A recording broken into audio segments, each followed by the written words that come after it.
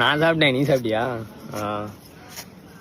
ஒரே நிமிஷம் இவனா, இவனை சும்மா விடக்கூடாது. சரி இரு, ஒரு நிமிஷம் நான் கூப்பிட்றேன். டேய் மச்சான், நான் 10வது படிக்கும் போது நான் ஒழுங்கா படிக்கல, எங்கள் பேரண்ட்ஸ் கிட்ட ஒருத்த மாட்டி விட்டால, உங்க பாரி அவன் வரான்.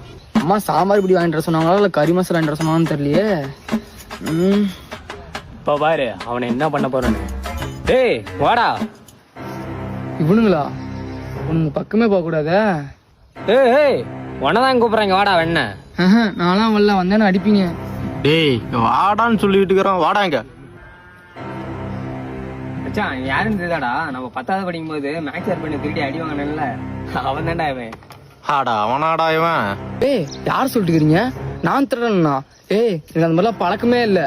டேய் நிறுத்துடா, நல்ல மாதிரி வேஷம் போட்டு ஸ்கூல்ல தின்னதெல்லாம் இப்ப உனக்கு இல்லைன்னு ஆயிருமாடா.